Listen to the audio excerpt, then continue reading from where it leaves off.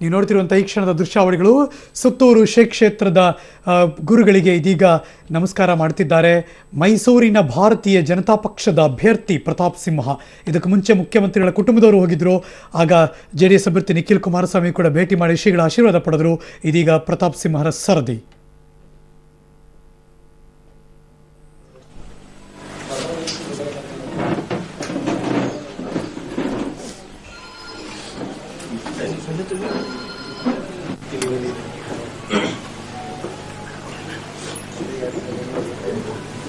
Final ಆಗಲೇ ಇಲ್ಲ. ಗುಜರಾತಲ್ಲಿ ನಿಲ್ಲಲ್ಲ ಅಂತ ಎರಡು ಭಾಗದ ದೃಶ್ಯಾವಳಿಗಳನ್ನು ಮುಂದೆ ಇಡ್ತಾ ಇದ್ದೀವಿ. ಎರಡೂ ಭಾರತೀಯ ಜನತಾ ಪಕ್ಷಕ್ಕೆ ಸಂಬಂಧಪಟ್ಟಿದ್ದು.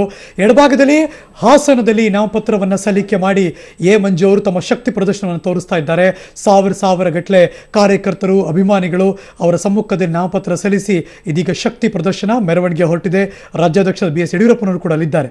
ಬಲಭಾಗದಲ್ಲಿ ಮೈಸೂರಿನ ಸುತ್ತೂರು ಶ್ರೀ ಕ್ಷೇತ್ರದ ಪರಮಪೂಜ್ಯರನ್ನ ಮೈಸೂರು ಭಾಗದ BJP ಅಭ್ಯರ್ಥಿ ಪ್ರತಾಪ್ ಸಿಂಹ ಅವರ ಇಡೀ ಕುಟುಂಬ ಅಲ್ಲಿ ಹೋಗಿ ಅವರ ಆಶೀರ್ವಾದವನ್ನು ಪಡಿತಿರುವಂಥ ದೃಶ್ಯ. BJPಯ ಹಿರಿಯ ಮುಖಂಡರಾದ ಡಾಕ್ಟರ್ ವಾಮನಾಚಾರ್ಯ ಕೂಡ ಅಲ್ಲಿದ್ದಾರೆ. ಎಲ್ಲರೂ ಕೂಡ ಅಲ್ಲಿ ಉಪಸ್ಥಿತರಿದ್ದಾರೆ.